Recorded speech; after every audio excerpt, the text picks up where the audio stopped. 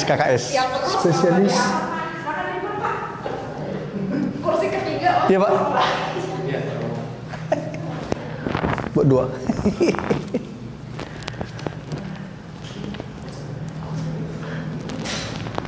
Baik, terima kasih Mbak Moni, Pak Romo dan teman-teman semuanya. Mari kita awali kegiatan kita malam ini dengan membaca Tuhan.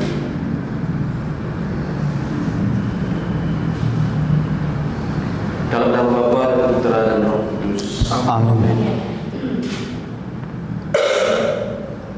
Allah Bapa yang Maha Baik,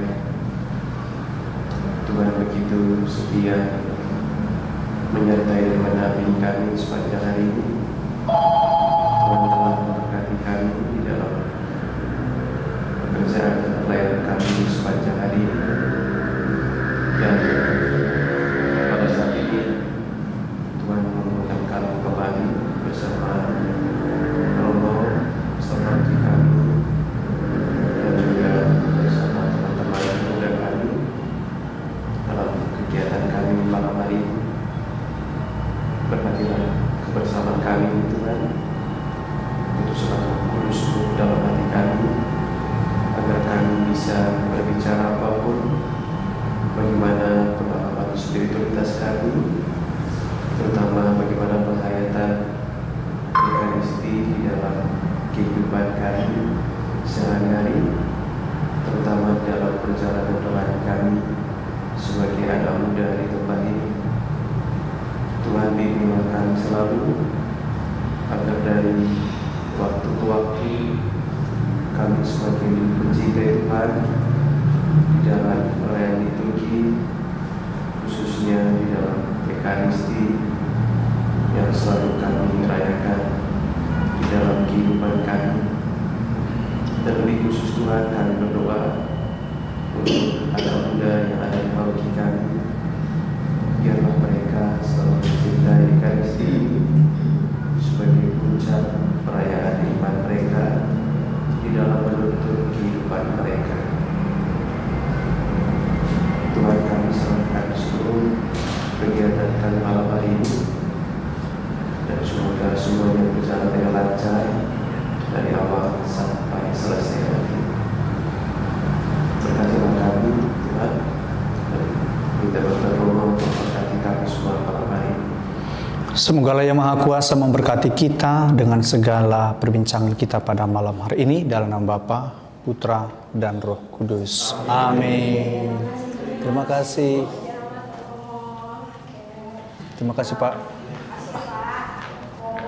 kasih banyak untuk kehadirannya dan kesediaannya pada hari ini. Yang walaupun di tengah-tengah jadwal yang sangat amat panjang merayap, kita tetap menyempatkan untuk ketemu dengan teman-teman muda hari ini. Nah, mungkin sedikit cerita kenapa kita perlu mengadakan kegiatan pada malam hari ini di tengah semua kepadatan jadwal teman-teman semua. Jadi dari Keuskupan Agung Jakarta tahun ini punya dasar yaitu apa?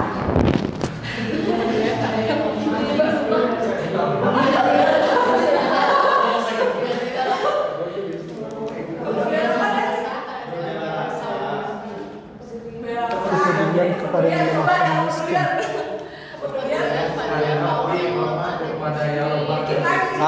Belum pas. Belum pas. Dikit lagi. Boleh browsing, boleh gadgetin, boleh dipakai. Kepada siapa? Kepedulian lebih pada kaum yang lemah. Bukan. Kasihan lebih kepada saudara. Itu dia. Oke, tepuk tangan. Oke, ya kepedulian lebih kepada saudara yang lemah dan miskin. Nah, untuk arah dasar 2022 ini, jadi Keuskupan Agung punya 5 penggeraknya, yaitu yang disebut misi di bidang prioritas 1 sampai 5. Kalau 1, 2, 4, dan 5 itu lebih bergerak pada hal yang sifatnya lahiriah, kebutuhan jasmani, teman-teman dengan disabilitas, kemudian kekurangan gizi pada anak, dan lain sebagainya. Dalam hal ekonomi juga ada bantuan-bantuan yang diberikan. Nah, kita hari ini adalah di kegiatan TSBK 3. Nah, TSBK 3 itu bergerak lebih pada miskin juga, tapi lebih kepada batin atau keimanan. Nah, secara khusus tahun ini sasarannya adalah teman-teman muda, ya. Di sini ini teman-teman muda, sasarannya adalah dan tujuannya adalah untuk semakin membuat gerakan-gerakan yang membuat orang muda semakin mencintai Ekaristi, karena keprihatinan gereja akan semakin sedikitnya orang muda yang punya kerinduan dan rasa cinta pada Ekaristi. Ya. Jadi hari ini itu yang akan kita gali dari spirit dan pengalaman refleksi dari para imam kita, gitu ya. Pertanyaan pemanasan, tapi belum buat Romo. Hari ini kegiatan kita namanya wawancara dari hati ke hati, ya. Dari OMK dan dengan para imam Bekasi, gitu ya.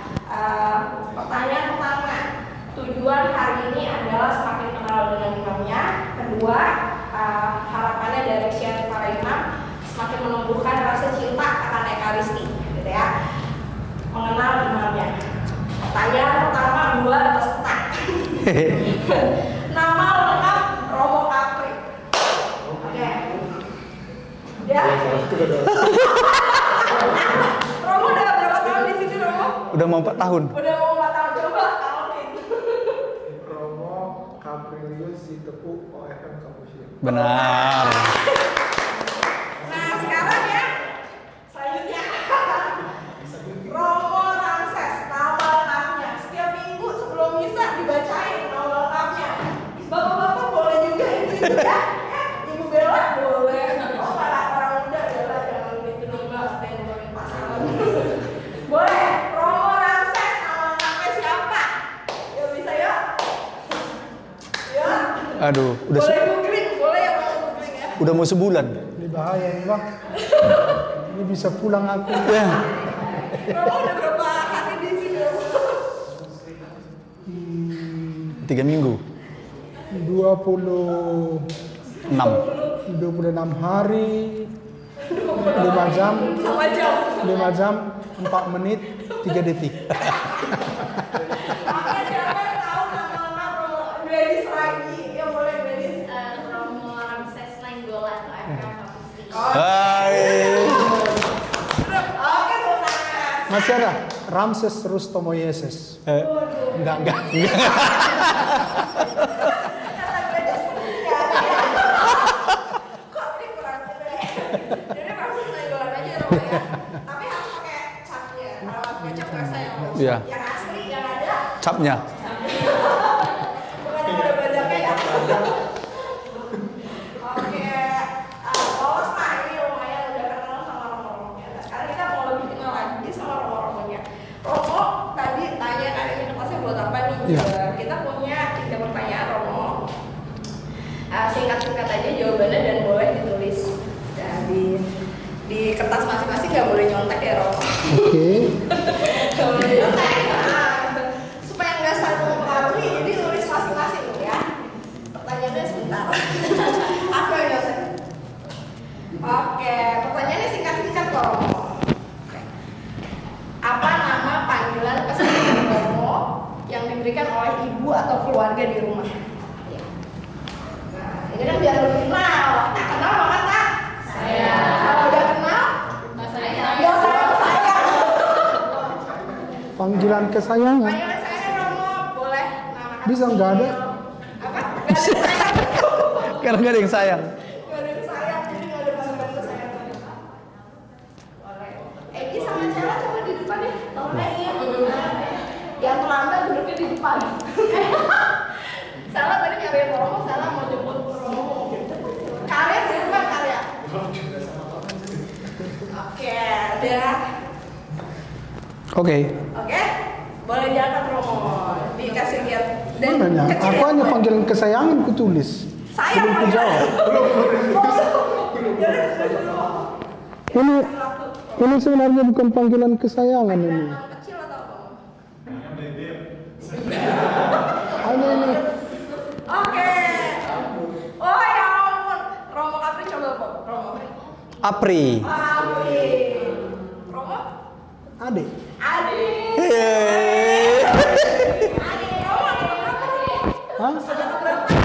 Jadi panggilan ini sudah hilang sejak saya masuk seminari. Tapi dulu ini saya adik untuk semua, untuk satu kampung. Dipanggil adek semua, panggil adek. Karena saya anak bungsu, jadi selalu di rumah panggil adik. Jadi semua mulai abang kakak manggil adik semua. Jadi sudah terbiasa di rumah dan keluar pun semua manggil adik. Jadi mungkin nama aku dilupakan di kampung hanya. Jadi kalau kesana dipanggil pastor adek ya. Iya, pasti ada. Jadi kami boleh manggil Romo Ade.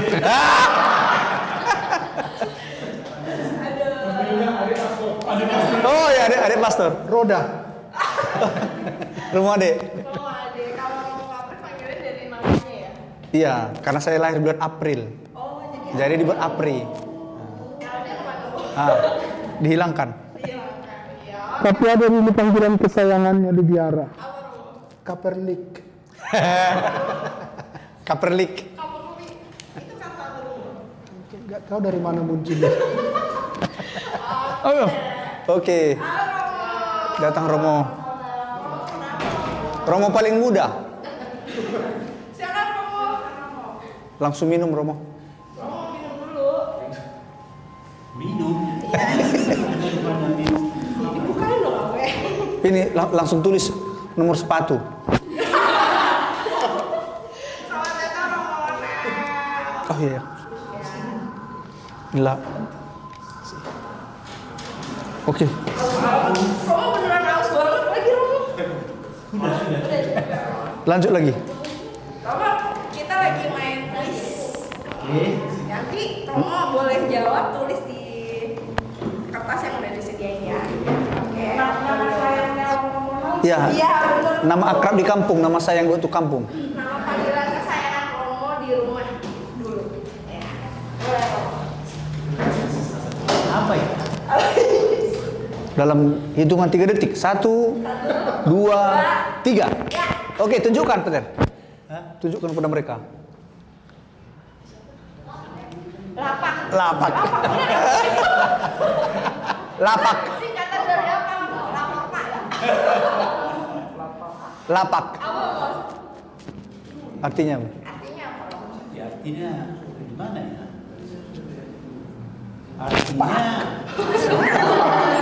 Artinya apa gitu ya? Kaget apa namanya? Sebenarnya itu tiba-tiba gitu. Tiba-tiba apa namanya? Tiba-tiba lahir. Karena ada peristiwa Ah. dulu keluarga kami ini dengan tetangga kurang baik. Tetapi ketika saya lahir, tiba-tiba mereka Menjadi baik. datang membawa makanan untuk budaya kami itu. Kalau sudah membawa makanan itu, maka ya damai lah gitu. Jadi tiba-tiba kaget gitu ya. Oh. Luar biasa ini Romo nih. Makasih Romo. Oke, Yuk. kita ingat-ingat jadi pertanyaan. Mau panggilan Romo Ramses? Sayangannya apa? Romo Kapri? Romo Luna?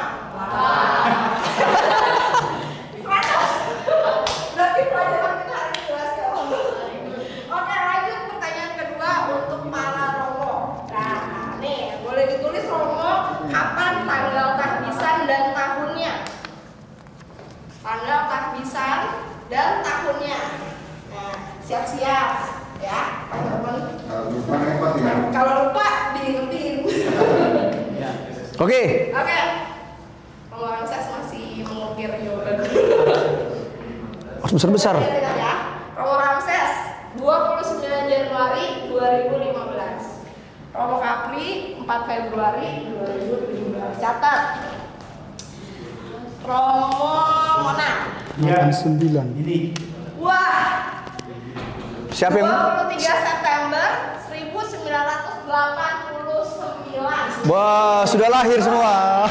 Siapa yang belum lahir? Pertanyaannya Romo. Iya. Siapa yang belum lahir? Banyak.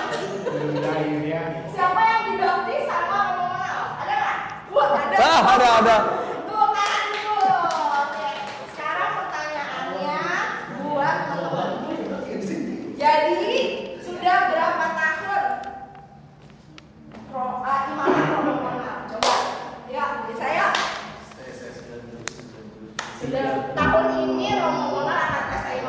9. 36.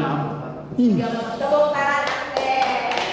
Bukan kalkulator loh. 36. Berapa tahun ini pesta imamat Romo Katolik? Kok Masih banyak kan? cepat kali tua. 8. Oke, Agnes. Cuma kan saya nggak ngitung pakai kalkulator. Enggak. jalan 9. Nggak keluar masih. Sekarang Romo Moses. Kok Moses?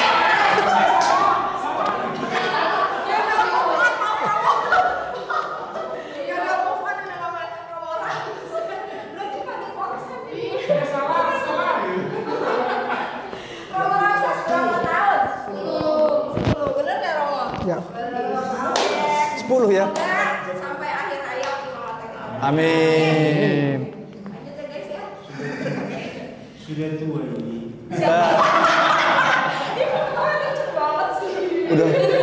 Udah 36 ya. Romo yang penting sehat, sama semangat. Iya. Oke. Kita lanjut pertanyaan untuk Romo ya. Pertanyaan singkat. Satu kata yang Romo pilih untuk menggambarkan ekaristi. Satu kata. Satu kata. Soalnya kalau panjang pasti Romo gampang. Tapi kalau satu kata nih agak susah. Satu kata. Ya. Wes. Wah, ini dalam semua kita mulai nulis ya kan. Coba Selma bacain punya Romo Monal. Mau konten. Awe bacain punya Romo Monal. Satu kata tentang ekaristi dari Romo Monal. Gembira. Satu kata tentang ekaristi dari Romo Katolik. Ivana. Berbagi. Satu kata tentang ekaristi dari Romo Mosasi. Moses.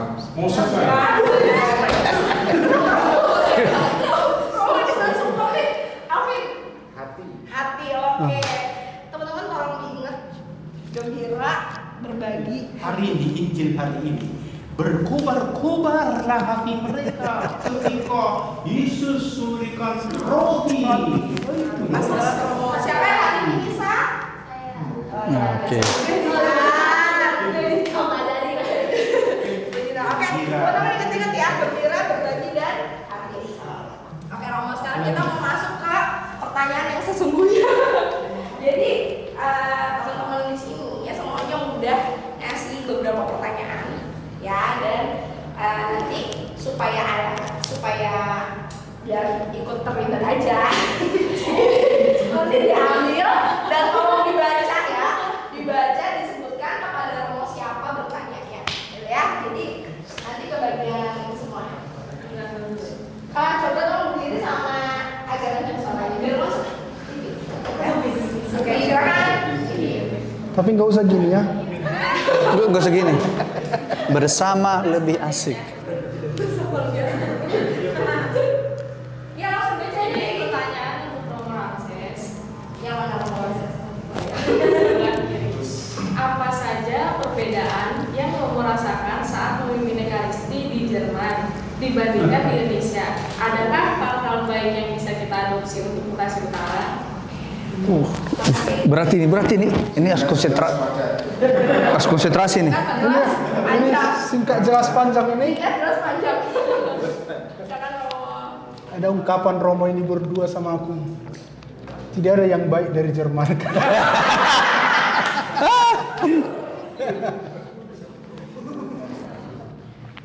Ya, tentang perayaan Ekaristi, ya satu yang perlu kita ingat, Yesus yang hadir sama di sini dan di Jerman.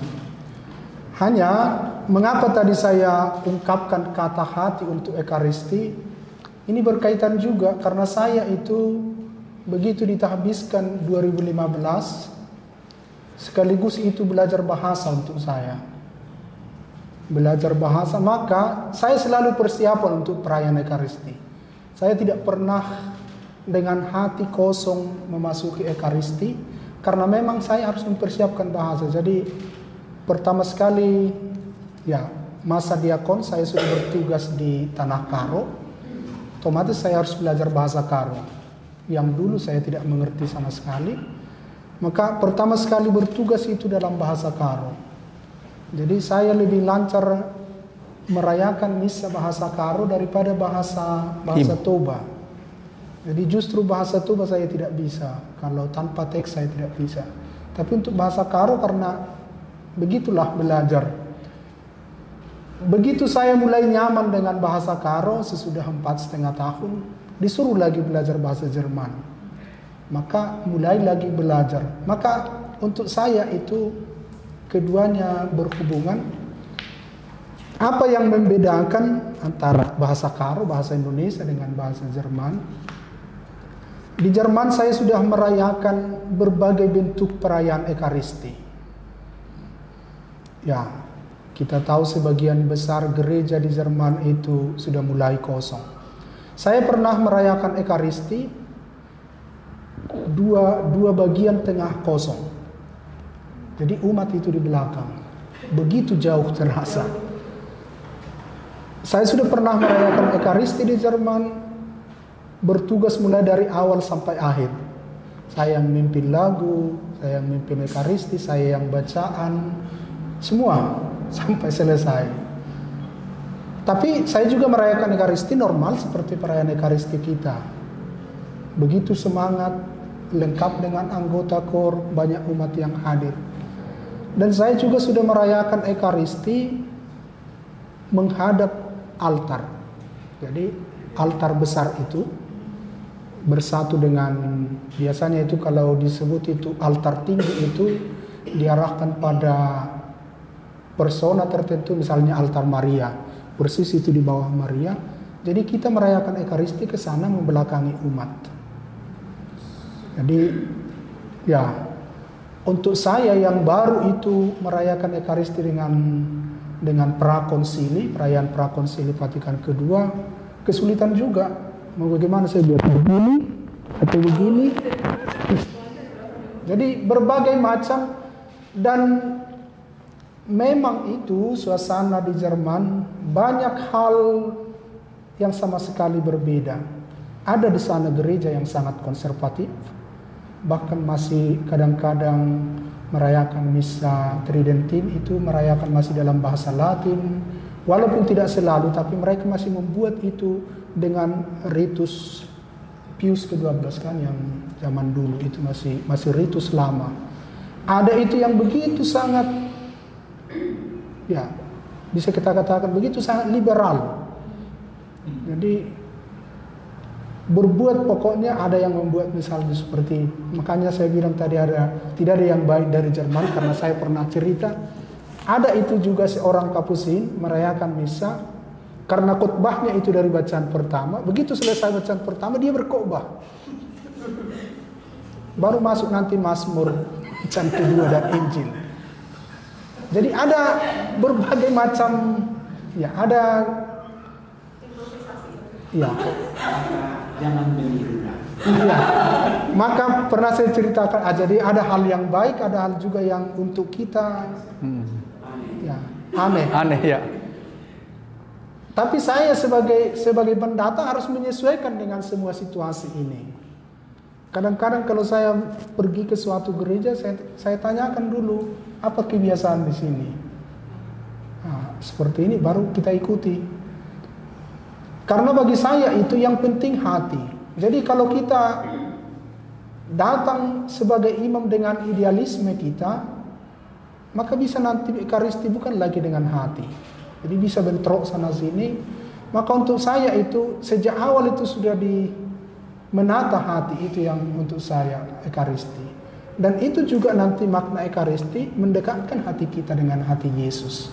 Jadi pengalaman ini memperkaya saya, dan kadang-kadang juga mungkin dalam arti tertentu merusak juga. Karena ya saya pernah merayakan Ekaristi yang juga dihadiri beberapa kelompok Indonesia. Dulu kami mempunyai kelompok angklung di sana yang terdiri dari ya berbagai agama, ada Muslim, ada Protestan, semua di dalam. Jadi kebetulan saya memimpin misa dan saya undang, karena saya juga anggota angklung di sana. Saya undang juga memainkan 3-4 lagu dalam misa. Dan kebiasaan di sana gereja yang sudah begitu liberal, orang berkata semua orang yang diundang dalam perjamuan harus mendapat bagian yang sama. Jadi semua diberi komuni. Yang Muslim sudah jelas-jelas dengan jilbab itu. Nggak ada boleh tiru dari Jerman. Maka ada hal yang harus kadang-kadang kita harus menahan diri, mengelus dada. Oke lah, begitulah yang terjadi di sini. Tapi kadang-kadang juga ya harus kita nikmati. Kalau itu mengganggu kita, kalau kita begitu berontak, maka pertemuan hati kita dengan Tuhan tidak terjadi. Maka untuk saya itu dengan berbagai situasi, dengan berbagai ya mungkin kekurang setujuan dalam hati dan pikiran, harus mulai belajar. Ya beginilah keadaan di sini. Barangkali itu tidak baik untuk saya, tapi ketika hati saya sungguh merasa bahwa Yesus yang sama hadir dalam Ekaristi, maka saya akan bisa merayakan Ekaristi dengan tenang. Mungkin itu saja, nanti terlalu banyak. Oh, luar biasa, nggak ada mau ditiru. Itu pertanyaannya sebenarnya di dalamnya udah dibuang jawabannya. Ya. Luar biasa Roman mengolah hati. Nah, itu luar biasa sih. Antara idealis dan Kenyataan. luar biasa. Iya. Iya. Roman Ramses. Oke. Kasih Roy. Gimana? Mantap ya. Oke, sampai nanti. Lanjut ya pertanyaan selanjutnya. Boleh Ivana? Silakan.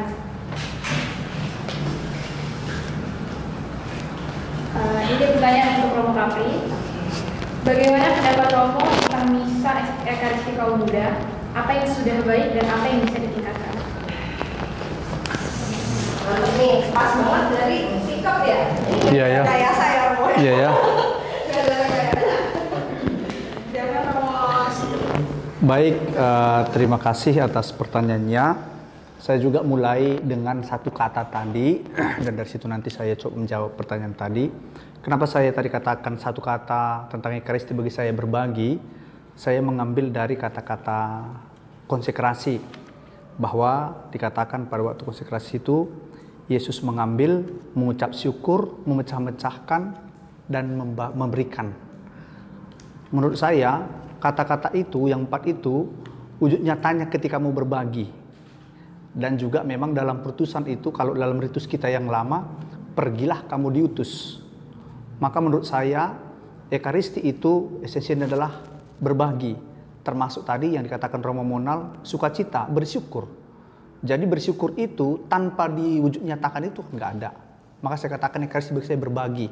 Seperti siapa? Yesus mau membagikan dirinya, memberikan kepada yang lain supaya orang lain hidup. Nah, berkaitan dengan itu, saya bisa berkata tentang misa Ekaristi kaum muda. Apa yang baik, apa yang perlu ditingkatkan. Saya melihat secara keseluruhan perayaan kita ketika Ekaristi kaum muda sudah baik. Tetapi masih bisa diberi warna orang muda. Termasuk itu dari lagu-lagu, bisa itu diiringi dengan berbagai-bagai alat musik.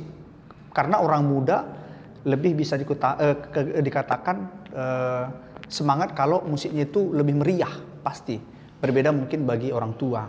Nah, maka kenapa di paroki kita ini sekali sebulan kita coba buat misa Ekaristi kaum muda supaya sungguh orang muda itu bisa juga membagikan apa yang ada pada dirinya untuk perayaan-perayaan. Banyak orang muda Katolik kita di sini yang bisa main gitar, yang bisa main biola. Kenapa tidak dipadu itu?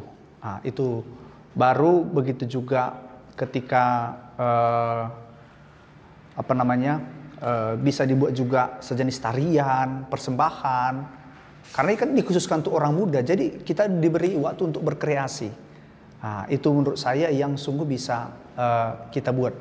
Memberi warna Ekaristi itu gaya orang muda. Nah, itu. Tapi tanya dulu selitur, jangan nggak setuju. Oh ya. Hati dan idealisme. Iya. Begitu yang bisa saya jawab tentang ini. Karena yang saya lihat selama ini Ekaristi kaum muda belum nampak warna orang mudanya, hanya sekedar bertugas saja orang muda, tatipnya orang muda, kornya orang muda, tetapi belum memberi warna. Tapi walaupun seperti itu saya katakan tadi sudah baik bahwa orang muda sudah mau terlibat, itu sesuatu juga untuk saya. Tetapi alangkah baiknya diwarnai lagi ketika kita memberi kreasi-kreasi yang tentu ya tidak menyalahi juga setur kaidah liturgi yang standar begitu. Makasih banyak Romo. Jadi lebih semangat nanti nih Ivana yang bersahabat. Kayak berapa setiap bulan sekali kan ya? Sekali juga. Untuk menjawab mungkin ini. Boleh? Gimana? Ivana mau nambahin? Ya, jadi beruntung banget minggu ini kita ada EKM. Dengan Romo siapa? Dia siapa? Saya tidak tahu. Nah. Tidak tahu nih rosternya jadi spoiler nih. Mungkin ya itu dari saya sikap sebenarnya udah rancang bagaimana kita keterlibatan dari kaum muda Dimo, terus juga termasuk juga di pendukung acara after EKM-nya. Nah, untuk minggu ini ya, saya nggak tahu siapa romonya nanti.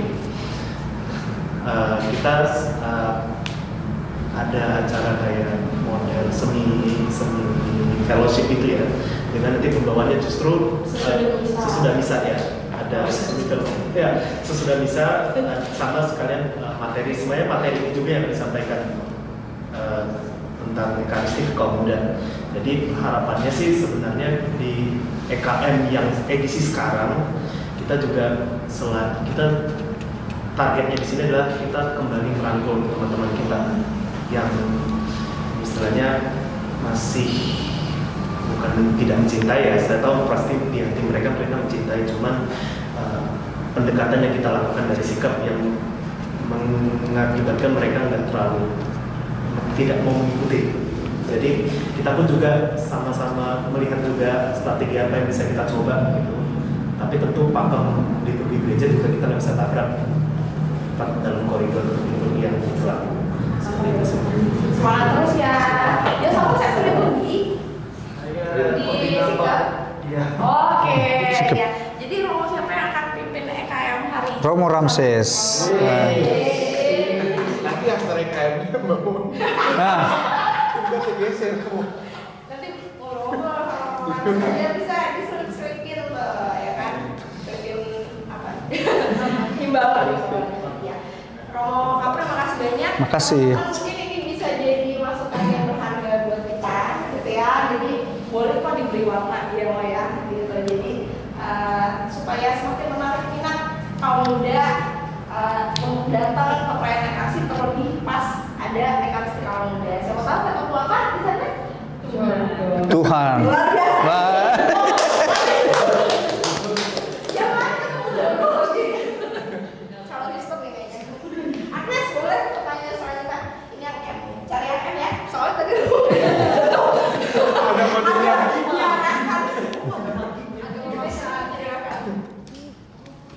Baik, untuk Romo Mona. Yes. Berarti Dengan tawaran dunia yang serba instan, banyak OMK merasa ekaristi membosankan. Bagaimana gereja menanggapi ini? Dan bagaimana kami bisa menjadikan ekaristi sebagai pilihan hidup, bukan hanya kewajiban? Itu salah apa itu? Salah kaprah ya.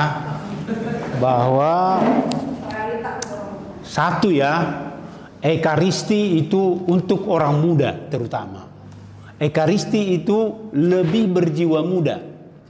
Bukan sebaliknya, ekaristi berjiwa tua. Bahkan sering orang bilang ekaristi itu membosankan. Itu berarti dia nggak tahu itu ekaristi. Justru saya terlibat dulu, terutama di Santa Clara 10 tahun loh. Ini generasi saya semua ini. Ini semua ini. Semua saya lihat yang sudah terlibat dulu ekaristi waktu OMK, justru mereka sangat aktif sekarang di gereja. Tapi orang-orang ini belum ikut ini dulu. Mungkin saya tidak tahu. Apa yang saya maksud ialah sangat tergantung kepada pemimpinnya. Waktu itu memang sungguh kita bahagia sekali ya, sebulan sekali itu semua wilayah 13 hadir. Ya, dan salah satu wilayah bertugas mempersiapkan diri dengan baik sekali. Dan saya awasi. Dan saya ke wilayah setiap bulan. Nah, itu saya kenal baik. Contoh yang paling kecil ketika Ekaristi, saya tidak kenal orang muda itu, nanti kau datangnya ke Sakaristi. Pasti saya bilang, karena tidak pernah saya melihat orangnya. Kadang-kadang datang, kadang-kadang tidak datang. Mungkin malu ya. Apa yang saya maksud? Jadi memang Ekaristi itu bisa kita buat hidup. Tetapi harus didampingi. Tidak bisa hanya tampil langsung di gereja seperti Romo Ramses. Kalau dia tidak kenal nanti orang muda, saya tidak percaya dia akan memimpin dengan sangat apa. Nah, tetapi dia harus terlibat. Bahkan kalau bisa ke wilayah kunjungan.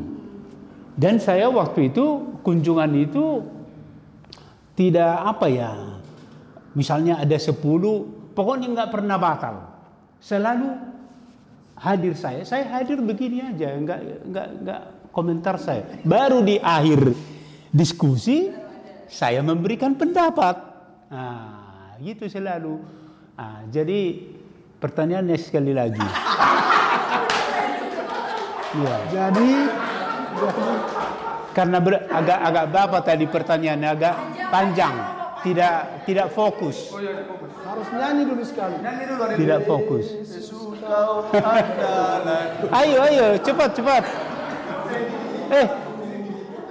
Ayo. Saya ulas. Ya. Atau dibuat singkat. Iya. Enggak apa-apa deh, sekali ya Romo ya. Habis itu Intinya. coba. Menurut OMK banyak yang bilang kalau Ekaristi itu membosankan. Nah, bagaimana Gereja Katolik menanggapi hal ini? Lalu bagaimana? Satu. Yang pertama bahwa Ekaristi sangat membosankan. Bagaimana pendapat gereja? Sekali lagi saya bilang, berarti orang muda itu belum mengerti apa itu Ekaristi. Yang seharusnya Ekaristi itu berjiwa muda. Jiwanya semangatnya ya. Justru menurut saya hakikat dari Ekaristi adalah bergembira. Ya. Seperti tadi bacaan Injil hari ini. Setelah mereka bertemu dengan Yesus membagi roti, dia begitu meluap-luap mereka. Hati kita bergembira. Itu. Jadi sekali lagi, mengapa orang muda mengatakan itu? Dia belum masuk inti Ekaristi. Belum masuk. Silakan aja pergi ke sana, tetapi akan membosankan nanti di sana itu. Tapi Ekaristi adalah sebuah inti iman. Semakin kita masuk Ekaristi itu, terutama orang muda, akan semakin menemukan iman yang sesungguhnya. Disitulah inti iman. Maka orang-orang muda yang suka jajan itu berarti mereka belum punya iman yang kuat sekali. Hanya di luar-luar gitu ya, hanya belum masuk. Karena itu harus diajak orang muda untuk mengalami Ekaristi itu yang sesungguhnya adalah bergembira, bersukacita, mengalami Tuhan di sana. Amin.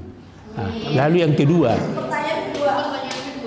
Lalu bagaimana kami orang muda ini bisa menjadikan Ekaristi ini sebagai pilihan hidup, bukan hanya sekedar kewajiban? Itulah. Jadi artinya orang muda harus selalu diajak mendalami Ekaristi. Saya kira gitu ya.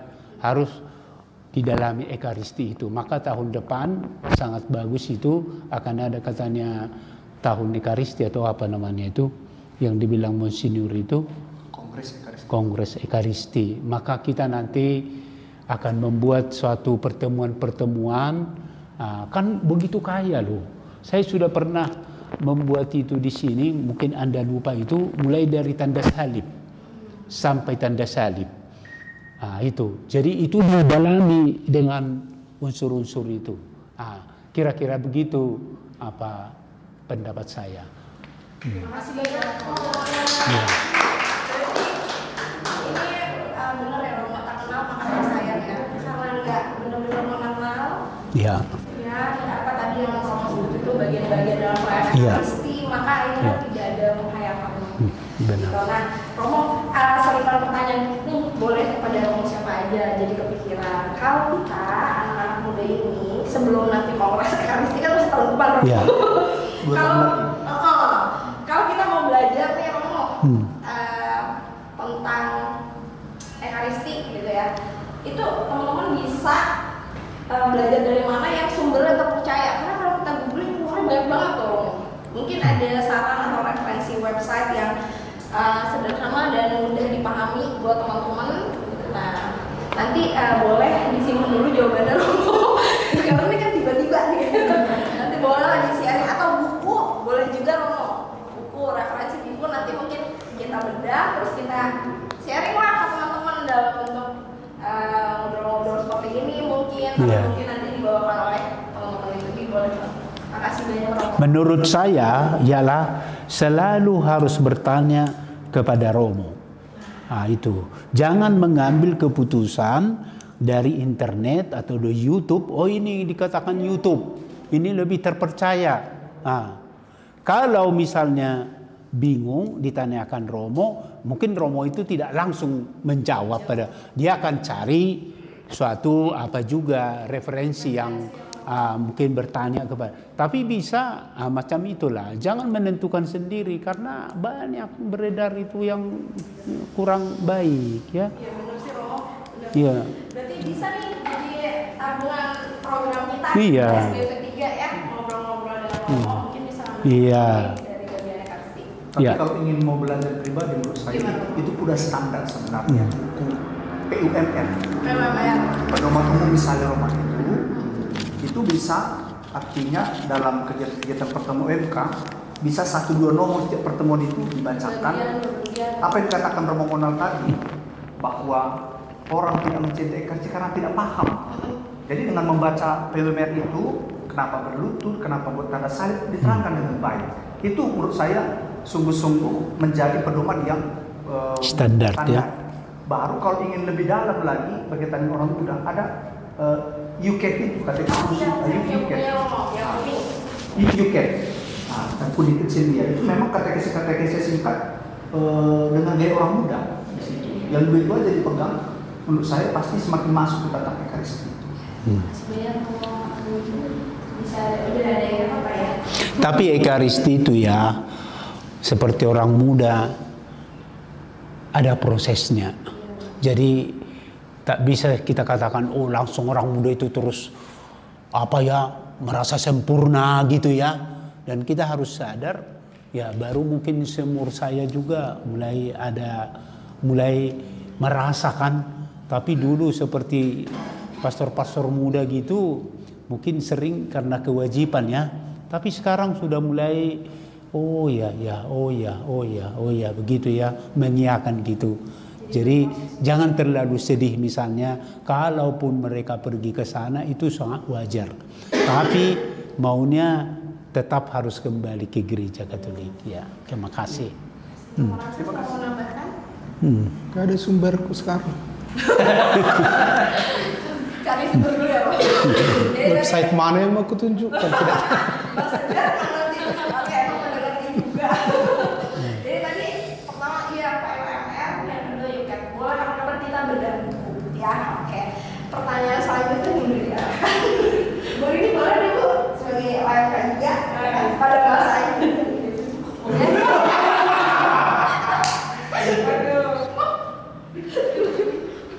Ini pesan sponsor. Romo Ramses. Romo, saat ini cukup banyak OMK yang lebih memilih ibadah di gereja denominasi lain karena merasa sama saja berdoa kepada Tuhan Yesus. Bahkan menyambut Gusti pun mereka pikir juga bisa didapatkan di tempat lain. Apa hal fundamental yang perlu dipahami oleh kaum muda soal Ekaristi dalam gereja Katolik yang membedakannya dengan perjamuan di gereja lain. Demikian Romo. Teologis ini. Gimana kita ini ya? Ini? Ya, kalau kita sebut pertama, seringkali ungkapan yang terdengar, agama itu sama di mana saja. Jadi agama tidak sama. Memang harus kita akui semua agama mengajarkan jalan kepada Allah. Tetapi inti agama tidak sama. Ada agama yang memprioritaskan sabda, ada agama yang memprioritaskan persona. Maka kita itu memprioritaskan persona, memprioritaskan Yesus sebagai pribadi. Jadi dalam hal ini saja kita sudah berbeda dengan Protestan.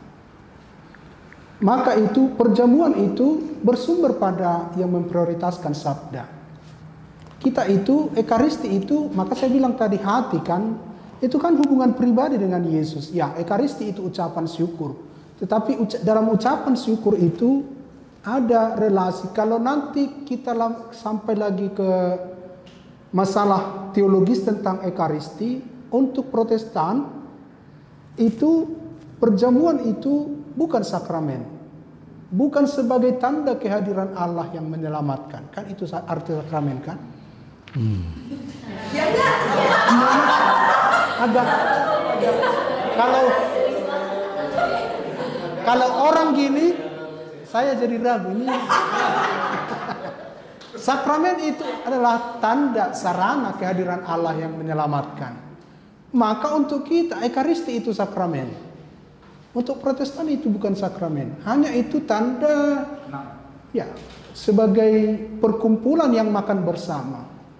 Kita itu makan bersama itu bukan demi kenyang, tapi hubungan pribadi kita dengan Yesus yang adalah ekaristi itu sendiri. Maka dari situ kan sudah berbeda. Jadi jangan disamakan perjamuan dengan sakramen ekaristi. Jadi seperti tadi itu antara sabda dan persona itu. Maka selalu itu sabda itu untuk kita tidak bisa dipisahkan dengan ekaristi. Maka selalu itu didahului dengan ibadat sabda, baru masuk ekaristi. Perjamuan itu bukan sakramen. Itu hanya kenangan akan dulu perjamuan malam terakhir. Kita menghadirkan kembali peristiwa itu.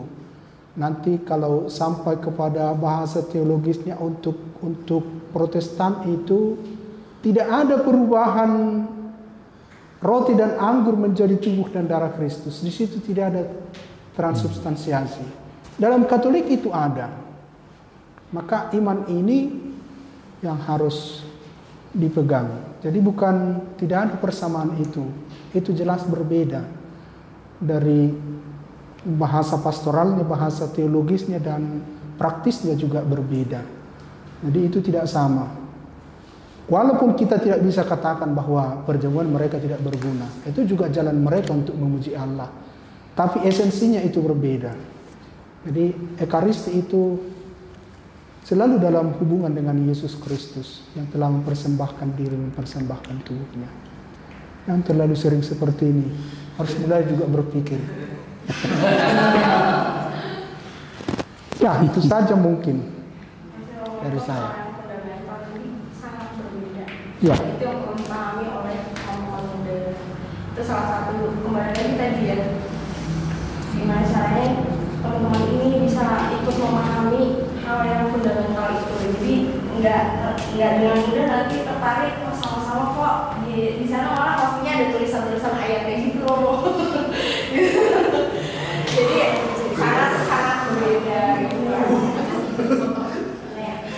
Aku belum dengar. Terima kasih loh. Selanjutnya, Sela boleh Sela. Ini mungkin ada yang mau diperdalam dari jawaban orang saya. Atau ada yang Pak? Ya. Saya dulu kali ya. Boleh Pak. Romo, Saya hanya mau tambahkan saja. Kalau kita bicara Ekaristi ini memang, kalau saya perhatikan memang ini masalahnya bukan hanya pada Ekaristi kalau saya perhatikan.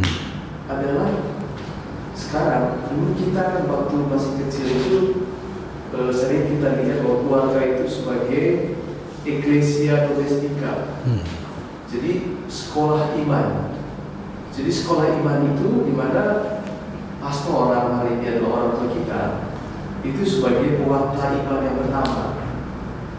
Dan artinya apa? Dia diajarkan hal-hal yang kecil sampai kepada makna teologi yang tinggi.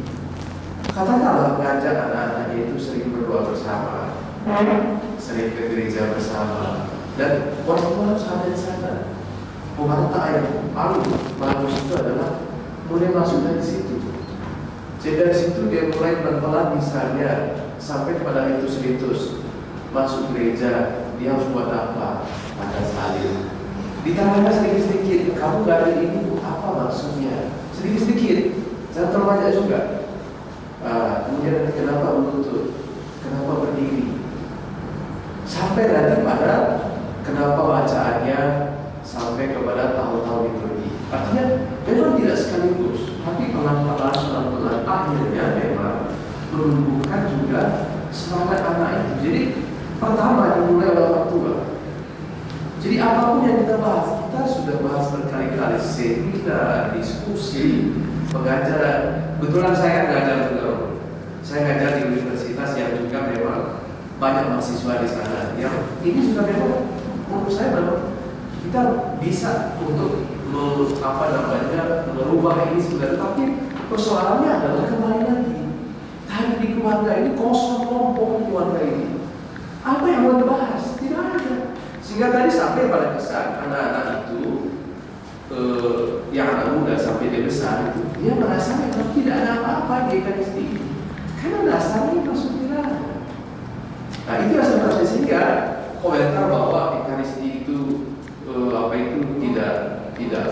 tidak live gitu ya, tidak masuk dan akhirnya hanya sebagai ritus belaka bukan merupakan suatu pilihan. Ya kan bagaimana merupakan dia sampai kepada pilihan kalau dia sendiri nggak menyadari akan makna dari Ekaristi. Jadi dipengaruhi, ditambah lagi misalnya pengaruh sosial media ada. Jadi merasa hampa semua. Saya kasih tahu juga Romo, terakhir ini ada fenomena di mana ada liturgi yang persis sama dengan Katolik, tapi bukan Katolik. Ini jadi masalah sekarang. Pakaiannya, cara doanya. Sekarang perayaan bahkan juga hosti dan anggus juga ada di denominasi yang lain. Nah itu jadi masalah. Sehingga bagi mereka yang di Katolik begini ya, di sini juga, apalagi kalau sudah ketemu temannya di sana nyaman ya udah sama aja kayak gitu. Padahal tetap ada perbedaan seperti yang Romo Ramses tadi bilang bahwa sebenarnya kita tetap menekankan bahwa liturgi kita itu berbeda. Kita bukan soal perayaan, tapi kita sakramen, sakramen yang hidup. Gitu. Nah ini yang maksud saya loh. Bagaimana kita membahasakan sakramen yang hidup ini dalam gaya bahasa anak zaman sekarang, ini yang menjadi kesulitan kita. Kalau kita memang mengatakan bahwa sakramen, apa sih sebenarnya tanda-tanda kalau dibilang sakramen itu apa sih yang begitu? Mau disampaikan seperti apa? Nah ini yang menurut saya memang kita minta tolong juga anak muda ini ya, untuk ikut jadi pewarta. Ya. Saya kalau di mana-mana tuh saya selalu bilang, tolong dong. Ya. Saya pernah sekali kalau salah saya diminta untuk bikin anak muda di sini ya. Oh sama teman-teman MK ya. kecil. Iya betul. Waktu pada momen kita syuting, saya memang artinya mau mendorong ini sebenarnya. Jadi bagaimana mencari suatu supaya liturgi kita ini yang tadi jadi hidup. Hidupnya seperti apa? Hidup itu bukan berarti harus dengan lagu-lagu yang jereng-jereng apa segala macam. Enggak. Kan tidak harus seperti itu juga. Di gereja lain juga tidak harus seperti itu. Tapi bagaimana caranya menunjukkan itu dengan gaya bahasa yang mungkin seperti sekarang. Itu loh, ya tambah saja masa. Terima kasih. Terima kasih Pak Jamat. Ya itu sebenarnya apa yang disampaikan Pak Jamat tuh dasar dari apa yang membuat gereja prihatin sehingga timbullah kegiatan seperti ini. gitu ya teman-teman. Semakin banyak anak muda yang hilang dari gereja gitu. Terus, nah saya jadi pengen lagi tambahan aja buat kita gitu. Karena kita nggak mau apa yang terjadi saat ini, anak-anak muda menghilang dari gereja, kemudian akan semakin menghilang lagi di masa yang akan datang. Maka dari keuskupan selain menyasar orang muda supaya kembali mencintai Ekaristi, juga menyasar agar anak-anak terlibat mulai dari usia sedini mungkin untuk ikut dalam perayaan Ekaristi. Maka gereja kita salah satu pionir justru yang ngasih berkat untuk anak-anak, ya.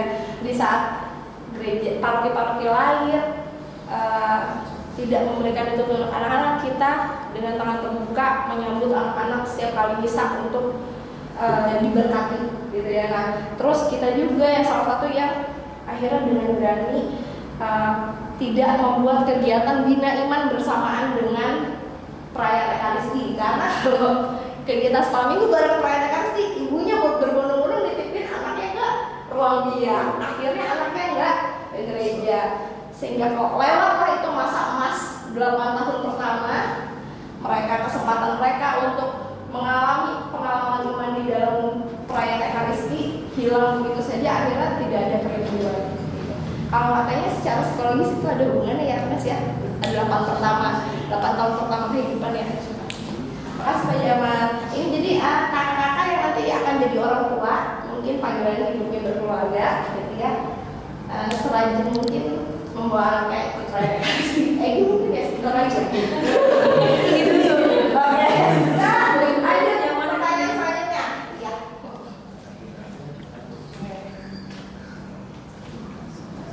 Ini buat Romo kami. Kami melihat perubahan dalam liturgi akhir-akhir ini seperti Natal, Minggu Palma, atau Jumat Agung. Apa sih dasar dari perubahan itu? Baik, kalau saya katakan bukan berubah, hanya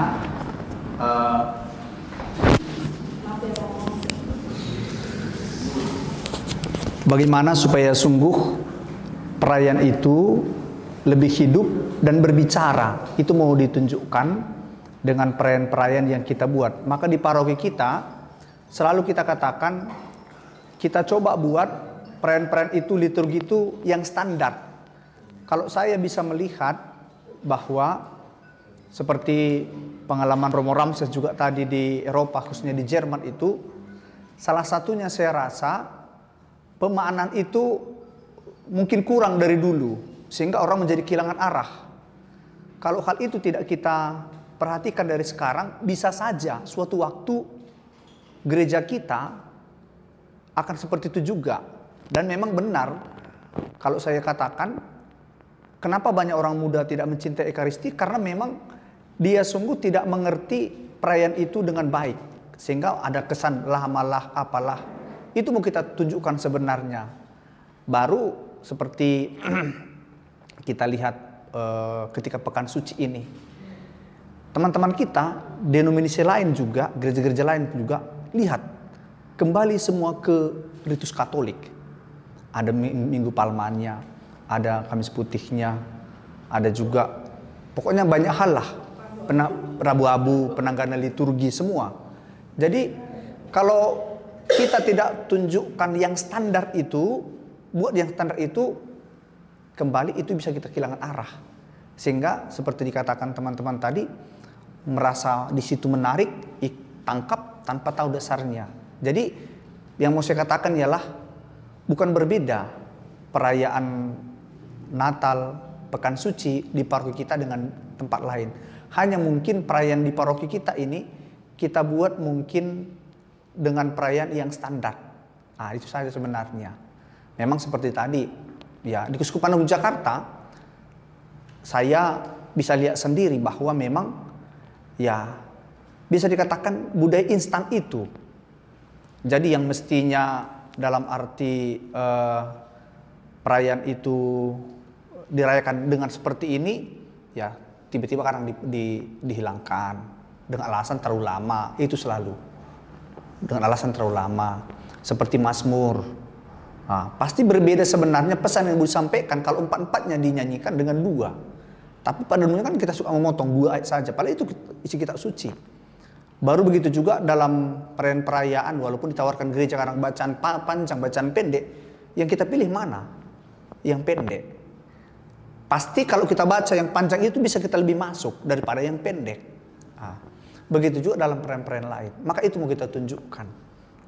Begitu. Jadi bukan berbeda, tapi justru mengembalikan kepada yang standar ya. Pertanyaan Arya. Iya. Iya. Iya, Arya. Sorry, misal aku sebagai awam, misalnya bukan sebagai umat yang ngerti banget itu segala macam. Aku pengen tanya, apakah dengan perubahan seperti itu, apakah sesuai dengan liturgi yang biasa kami jalani? Soalnya menurut saya sendiri dan yang saya rasakan itu agak janggal beberapa hal yang menurut saya esensi dalam suatu ekaristi. Contohnya kemarin Jumat Agung itu menurut saya ada kejanggalan di mana tidak ada penghormatan salib dari setiap umat. Nah, apakah memang dari liturgi kita yang memang berbeda itu tidak apa-apa dan sudah diasisi oleh KAJ atau memang ya udah sorry itu saya itu kayak ngide dari tim liturgi dan Romo sendiri dari untuk perayaan di sini. Mungkin itu sih pertanyaan aku. Thank you. Sorry ya mau bertanya. Ya. Baik, itu pertanyaan bagus menurut saya, dan dengan bertanya seperti itu ada harapan bahwa supaya perayaan ini jangan lihat begitu saja tapi bisa naik. Kita buat itu tentu ada dasarnya. Dasarnya adalah ada di buku P3, Pedoman Perayaan Paskah. Saya lupa nomornya, dikatakan seyogianya hanya 1 salib dalam seluruh perayaan. Walaupun ada juga embel-embel dikatakan bahwa salib itu boleh juga dibuat ketika penghormatan salib bisa dibuat yang lain. Tapi seyogianya 1 salib. Itu mau kita tekankan. Baru berkaitan dengan ini, kita bersama dengan tim liturgi mencoba melihat soal pemaknaan penghormatan salib ini. Apakah memang sungguh dengan penghormatan secara pribadi satu-satu ke depan itu umat menghayati arti dari salib itu, atau bahkan dengan kita ikuti pedoman P3 itu lebih masuk dan dapat seperti yang diharapkan buku P3 itu, 1 salib dalam 1 perayaan. Walaupun ada juga kelakar kan ya. Memang kita jadi bingung ya, yang mana Yesus yang sebenarnya. Kalau di paroki kita, kalau kita buat penghormatan salib sampai 30 salib. Dan dalam penghormatan salib itu juga kita lihat bukan menjadi penghayatan, tapi ya seperti dikatakanlah ajang selfie lah, ajang apalah, seperti itu mau kita tunjukkan. Jadi bukan tanpa dasar dan ada pedomannya begitu. Begitu juga kemarin dengan perayaan malam Natal, itu ada. Jadi kita seperti saya katakan tadi, kita membuat perayaan liturgi di paroki ini selalu berdasarkan dokumen, dan dokumen itulah sungguh-sungguh menjadi acuan kita. Jadi bukan belajar dari YouTube apa segala macam karena paroki A buat A, paroki B buat ini. Maka kita katakan selalu kita membuat satu tindakan ini, satu gerakan ini harus ada dasarnya. Jangan karena di paroki A gini, paroki B gini, itu enggak dasar, itu dasar yang sangat tidak kuat begitu. Maka saya selalu teringat apa dikatakan oleh dosen liturgi saya. Rubrik-rubrik itu dibuat pasti ada maksudnya. Maka cobalah mereka ekaristi dibentuk oleh rubrik itu. Ini pengakuan dosa saya sebagai imam, mungkin juga ada imam yang lain kan. Sungguhkah kami para imam ini mengikuti perayaan itu sesuai dengan yang diharapkan oleh pedoman? Ketika buka tangan, ketika lipat tangan, gerakan ini sungguhkah? Gitu. Jadi dalam hal ini menurut saya bagus kegiatan ini. Kita sama-sama sungguh memang mencoba kembali lagi ke yang semestinya. Dan saya rasa PSBB 3 ini dasarnya yang itu. Jadi kalau hanya dibuat seminar-seminar ekaristi, jadi ya, kalau seminar ekaristi bisa bagus diterangkan panjang lebar. Tapi dengan bawaan hati seperti ini, kami pun para romo dengan mengatakan ini pasti juga memulai seperti yang saya buat selama ini. Belumnya seperti kata Romo Ramses tadi. Sungguhkah para imam itu mereka ekaristi dengan persiapan? atau dalam arti tertentu asal begitu saja. Itu juga kan pasti mempengaruhi. Dan gerak-gerik segala macam waktu perayaan itu, saya sungguh bisa katakan umat itu tahu dan merasakan bagaimana imam itu yang sungguh memberikan Ekaristi, bagaimana yang asal mengikuti ritus saja begitu. Itu mau saya tekankan. Terima kasih. Romo, boleh saya ini kalau sebentar aja terkait dengan penciuman salib itu kemarin, kan diumumkan di depan kemarin bahwa umat itu diberi kesempatan untuk menghormati salib di rumah masing-masing. Nah, saya hanya mau minta ke anak-anak muda ini, coba misalnya adakan suatu katakanlah penelitian kecil gitu ya ke umat-umat kita, coba ditanya apakah mereka melaksanakan atau tidak kemarin. Karena ada himbauan dari tempat kemarin bahwa itu dikembalikan kepada keluarga masing-masing.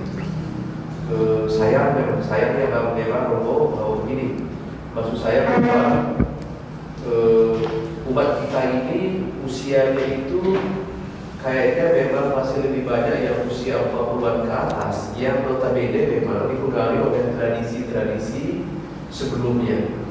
Sehingga ketika itu ditiadakan, mereka memang merasa seperti kok aneh gitu ya, gitu. Tetapi itu yang saya katakan tadi, karena memang mayoritas umat kita itu usia yang 40-an ke atas. Ya. Beda yang bawah, kalau yang bawah itu tidak ada pengaruhnya apa-apa. Mau cium salib, tidak ada cium salib juga, tidak ada pengaruhnya apa-apa. Itu yang komentar kemarin saya perhatikan memang yang sudah tua-tua ke atas ya. Kalau yang masih muda itu saya rasa kemarin itu juga fine-fine saja. Berarti ada ini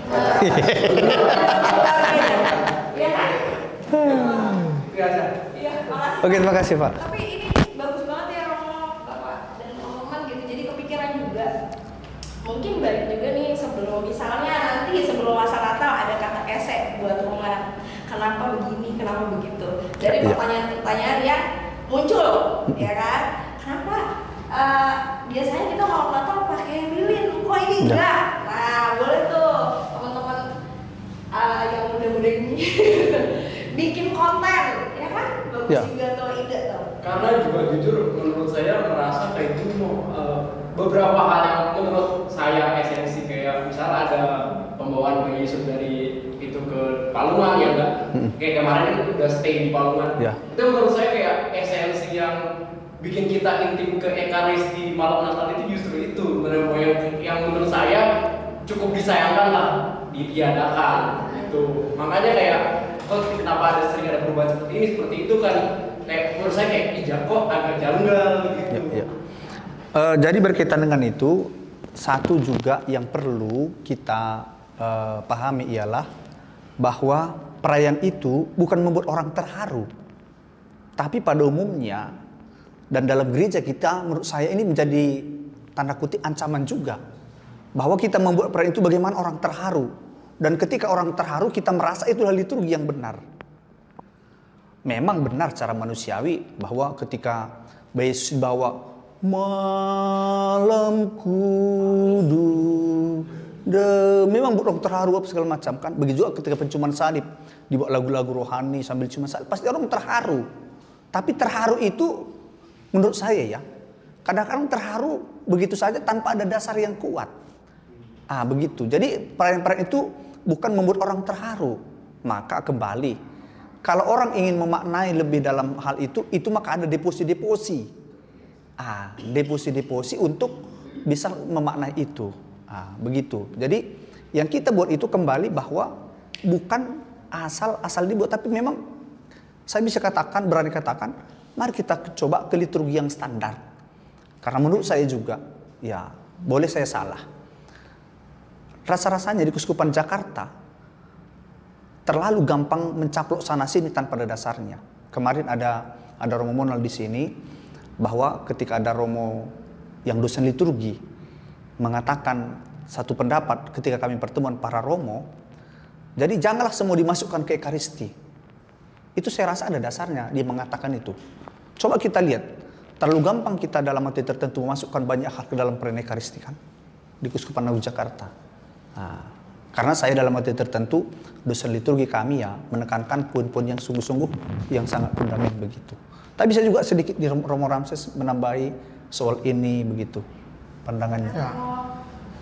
Mic-nya udah nyala ya. Macam nyala. Tes 1 2. Ya, jadi saya sebenarnya seperti saya katakan tadi, saya selalu mengikuti kebiasaan. Dan saya lihat ini sebenarnya ini bukan masalah sederhana dalam arti tertentu, itu sudah kompleks. Kita kan, ya barangkali yang ini bisa belajar kita dari Jerman. Nah. Di sana itu, misalnya dalam perayaan Natal, ada yang disebut itu Krippenspiel, semacam permainan atau juga devosi untuk kandang Natal. Jadi mereka memang sudah terbiasa tidak mencampurkan ini dengan Ekaristi. Jadi nanti begitu banyak kita lihat bahkan di rumah-rumah itu kandang Natal. Di depan rumah, walaupun mereka mungkin tidak menghayati itu sebagai Kristen lagi, tapi itu sudah menjadi kebiasaan dan mereka hayati itu nanti dan sungguh mereka buat. Jadi maka ketika itu tidak dicampurkan dengan Ekaristi, akan ada nanti semacam berziarah seperti Porta Santa ini. Mereka akan berjalan melihat sambil ada yang berdoa, ada yang hanya menikmati saja. Dan itu menjadi kebiasaan nanti selama masa Natal itu akan ada acara-acara tertentu, kunjungan kepada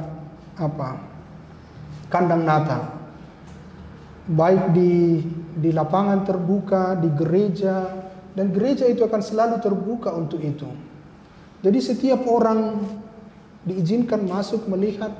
Jadi kadang-kadang saya bertanya, apakah kalau orang mengatakan orang Eropa itu tidak beriman lagi, tapi saat-saat seperti ini begitu banyak orang datang ke gereja, begitu banyak lilin yang dinyalakan di depan gua Maria, di depan kandang Natal. Jadi kadang kita bertanya, apakah mereka datang dengan berdoa? Begitu banyak kaum muda datang, berdoa sebentar, menyalakan lilin, ya. Tapi mereka nanti tidak akan nampak itu dalam perayaan Ekaristi. Atau bahkan juga banyak keluarga-keluarga yang tidak datang ke perayaan Ekaristi, tapi mereka akan datang berkunjung berdoa sebentar. Jadi walaupun tidak ada ritus-ritus tertentu tentang itu, maka saya bilang ini kompleks sebenarnya di daerah kita. Kadang antara devosi itu dengan liturgi itu sudah tercampur sejak dulu.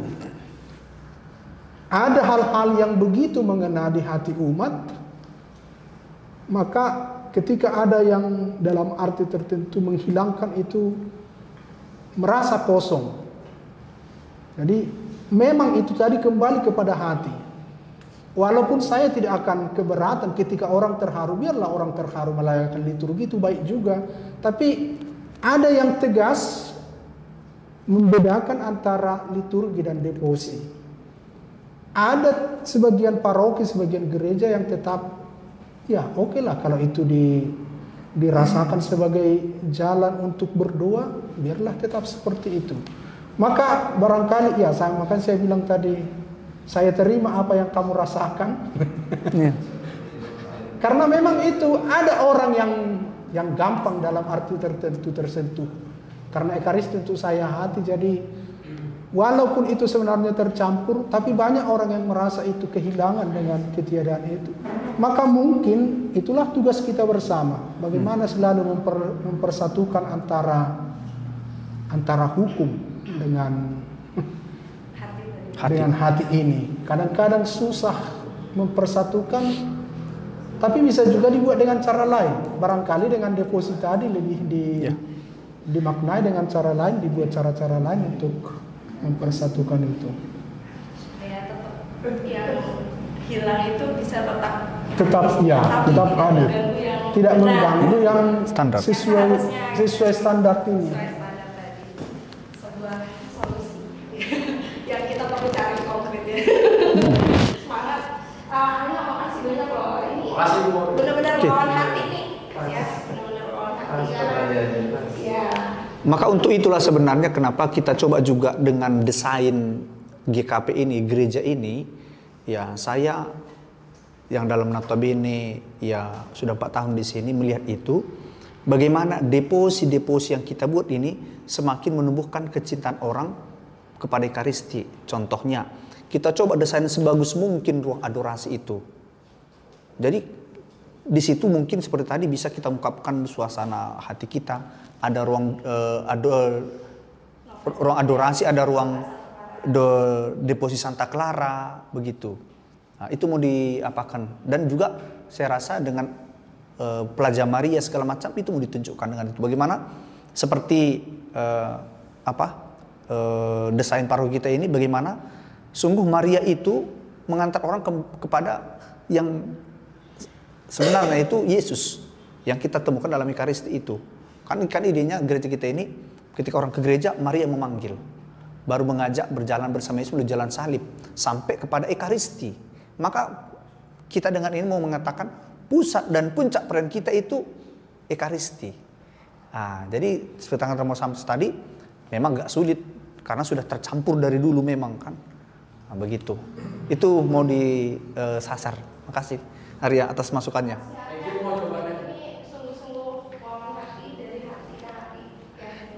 Hati.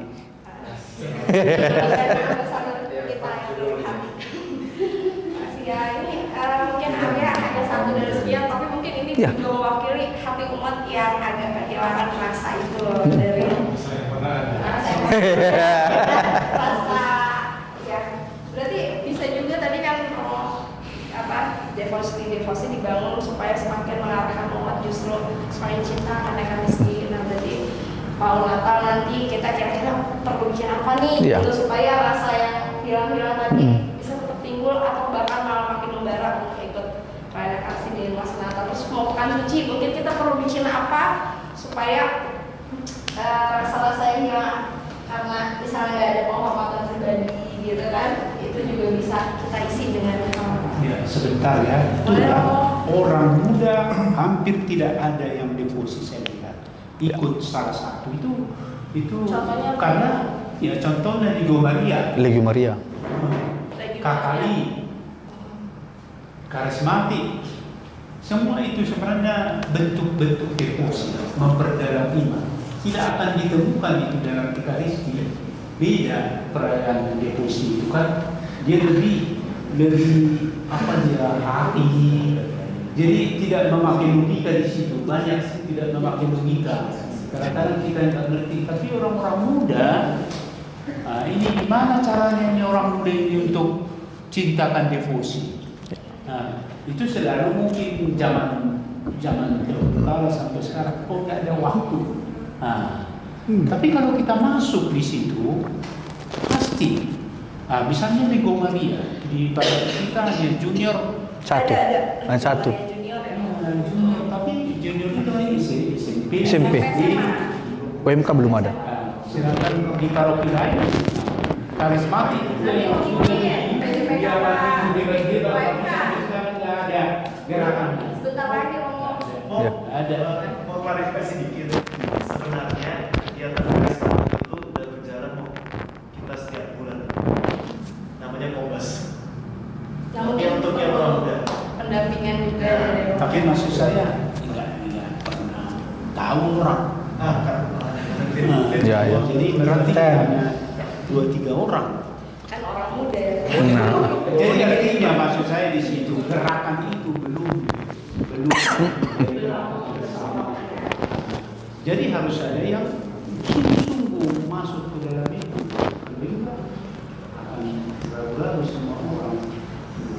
Dan itulah yang sering sekali dicampurkan dengan liturgi resina. Sehingga liturgi dimasukkanlah ke sana menangis, dibuat lagi peti mayat, supaya terharu orang, dibuat lagi salib, setiap lingkungan punya salib, berderetlah salib, perarakan dari sana ke sini untuk mengharukan.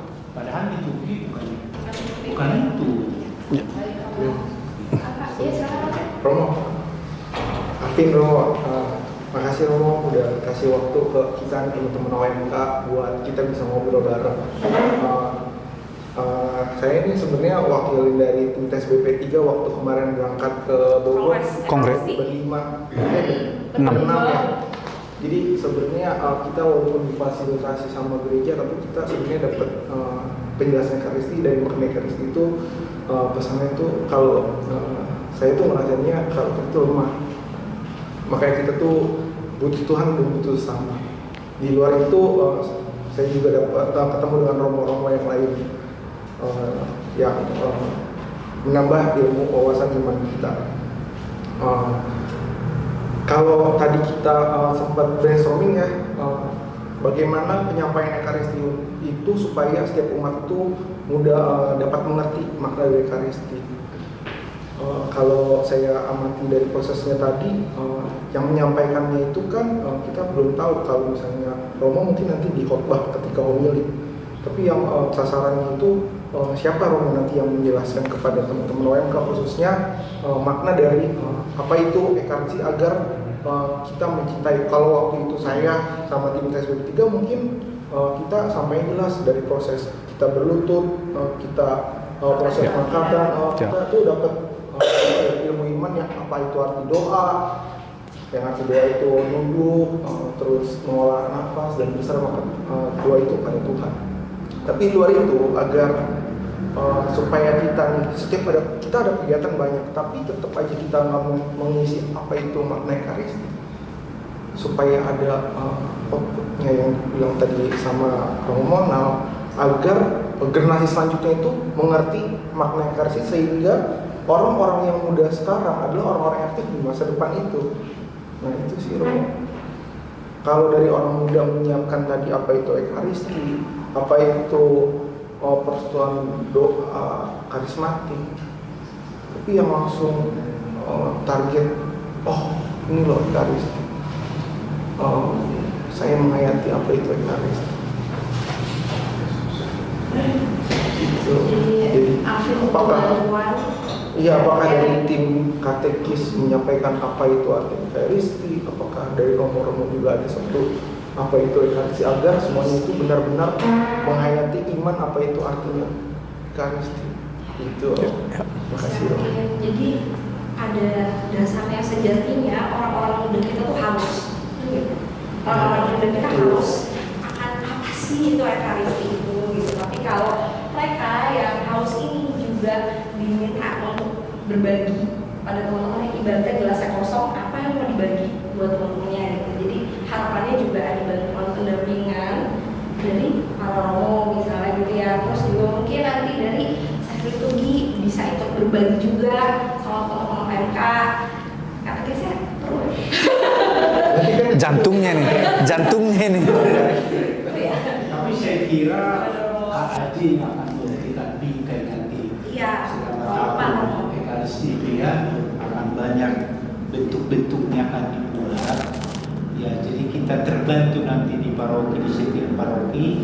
Selain inisiatif kreativitas dari paroki sendiri, ya dari seksi liturgi, dari romo, dari macam-macam bentuk katekisi, saya kira nanti pasti sudah dirancang menurut saya.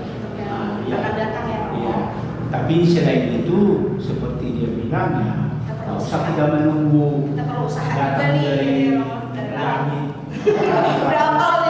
Usaha ya. Entah bagaimana kita belajar dari YouTube bagaimana mereka membuat hal-hal praktis ya begitu kira-kira. Terima kasih banyak. Jadi kemarin mereka ikut kongres Ekaristi itu 2 hari Romo. Ya 2 hari dalam Sabtu Minggu dan ada dalam beberapa sesi. Nah ini mungkin sekali sudah teman-teman juga.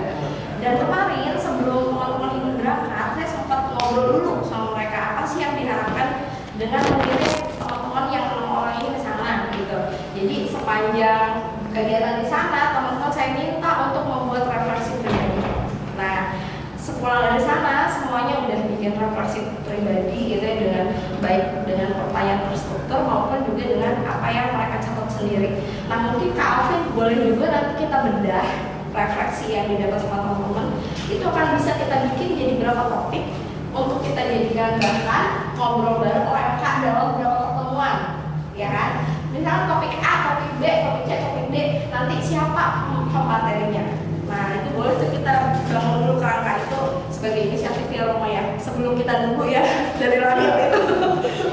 Ya lagian seperti tadi dikatakan Romo Capri, kita kan punya EKM sebenarnya. Iya.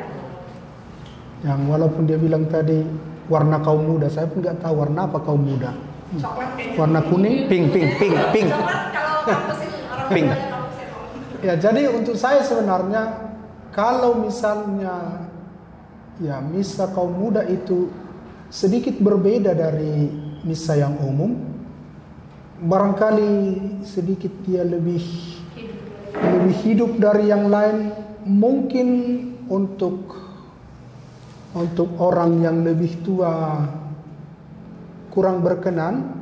Tapi kalau memang sudah kita buat judul misa EKM, ya semakin banyak kaum muda terlibat walaupun hanya bermusik, yang barangkali yang dia tahu selama ini hanya main gitar, tidak pernah ke gereja, kita undang dia ke gereja untuk main gitar. Jangan-jangan itu salah satu cara juga untuk melibatkan mereka. Jadi untuk saya itu kalau misal kaum muda itu lebih berwarna seperti dikatakan tadi, lebih banyak orang, lebih terlibat kaum muda, lebih meriah sedikit, itu salah satu jalan juga. Dan disitulah nanti kita bisa ya entah setengah jam, tidak harus resmi misalnya harus ada seminar, harus ada catatan, ya yang sederhana saja sih, sudah bisa ngobrol-ngobrol sambil berdiri di depan gereja. Itu kan salah satu jalan, itu bukan harus yang resmi harus mencatat ini pun seringkali tidak apa ini, toh tidak dibaca lagi di rumah. Bagus banget. Mereka kan 2 hari kongres masih bertanya apa yang mau kami beri, kata berarti nggak dibaca.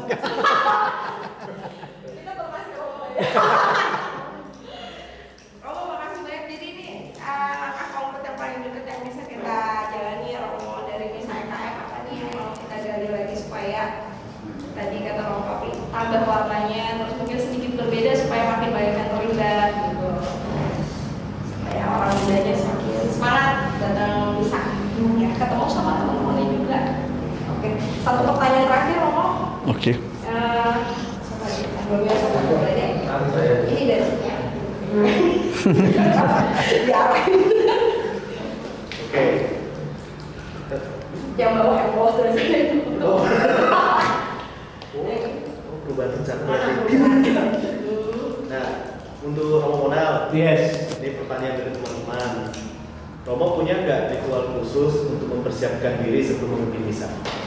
Ritual. Ritual khusus. Oh ya, ada. Biasanya saya membaca Injil 1 minggu ya. Misalnya untuk hari Minggu saya menyerang dulu apa seperti ayamnya, dieram dulu dia, direnung-renungkan, dibaca. Meskipun itu tidak selalu memuaskan, tapi begitulah salah satu. Lalu yang kedua, saya memilih dua syukur agung yang keberapa gitu ya. Memang di sini lebih sering syukur yang kedua Karena pendek. karena bisa lebih cepat sedikit ya. Tapi banyak merenung, begitulah. Waktu misalnya saya Berenung. Jadi saya tidak suka diomongin kalau berenang itu. Saya merenungkan apa itu ya. Hariannya juga. Di situ saya berkesempatan harian juga ya. Seperti besok misalnya untuk misa lansia. Jadi begitu saya merenungkan, meskipun harus saya akui tidak panjang-panjang, maksudnya selama 1 hari itu penuh dengan renungan, tidak juga, tapi toh kita persiapkan dengan baik ya. Meskipun sekali lagi mungkin umat tidak selalu puas akan, tapi satu hal yang selalu saya pegang itu bahwa dalam Ekaristi itu saya tidak boleh dilihat umat seperti malas dan kurang bersemangat. Saya harus dilihat umat itu bahwa benar-benar Ekaristi itu memang suatu sukacita yang karena kita bersama Tuhan, apalagi kita bersama dengan umat juga. Jadi ada 3 gitu kan, Yesus, imamnya itu dan umat. Nah, jadi saya selalu melihat itu suatu kesatuan yang tak bisa dipisahkan. Begitulah singkatnya. Oke, amin. Oke, ini berhubung waktunya udah tengah malam nih. Apa? Sebelum menutup perjumpaan kita, mungkin closing statement dari masing-masing romo, ada pesan kasih atau apapun yang ingin romo sampaikan kepada kami semua, terutama teman-teman muda terkait perayaan Ekaristi. Boleh yang menurut romo kayak rasanya ini perlu banget nih, ini dengar gitu. Ya, saya senang sekali kalau seperti ini ada semacam interaksi ya, dialog, sehingga memperdalam pengayaran Ekaristi. Karena dimanapun gereja Katolik dikatakan Ekaristi adalah sumber dan puncak iman kita. Maka apapun ceritanya, kita harus tetap mendalami, menghayati, dan akhirnya nanti kita menjadi manusia Ekaristi, manusia yang berbagi, manusia yang punya hati, dan bersukacita. Amin. Makasih Romo.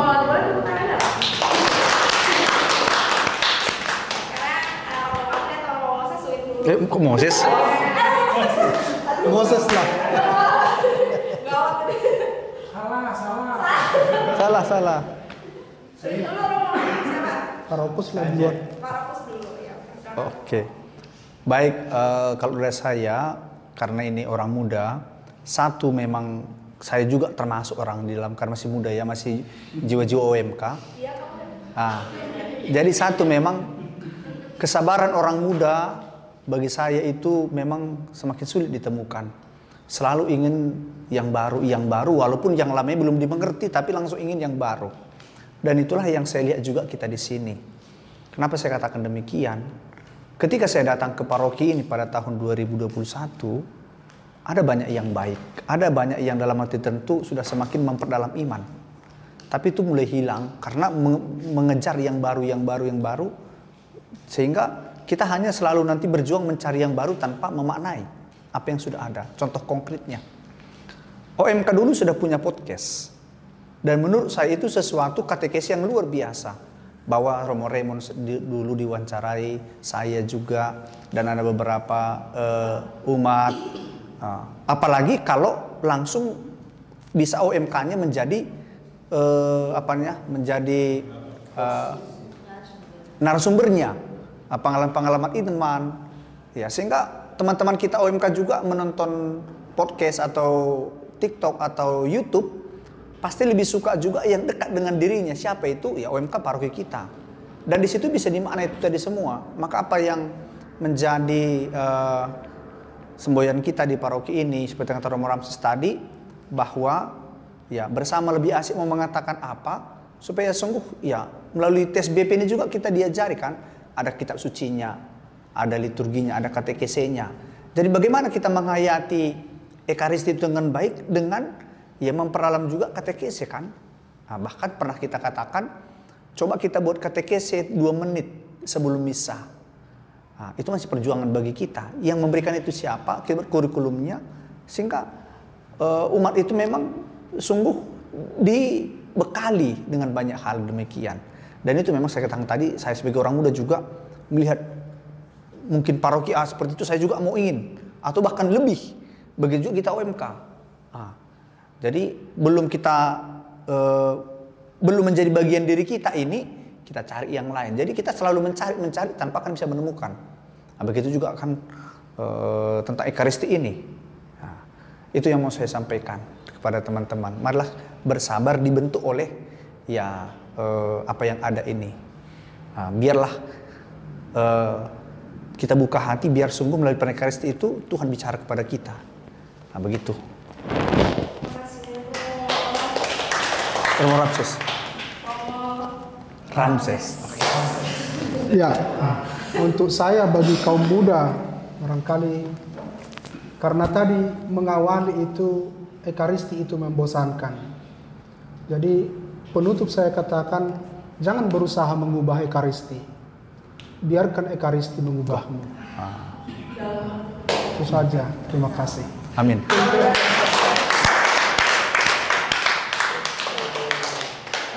Baru satu hal juga mungkin saya sampaikan, mungkin besok akan diumumkan bahwa yang menjadi moderator OMK sudah kita minta kesediaan Romo Ramses. Nah, bersama dengan korbiknya Pak Wito, karena kebetulan ada Sin Alpin, ada Sio siapa? Nah, waktu rapat DPH. Iya. Begitu. Kunjungi wilayah. Iya. Makasih banyak. Romo ini dapat hadiah nih teman-teman mereka, dapat promo moderator. Iya.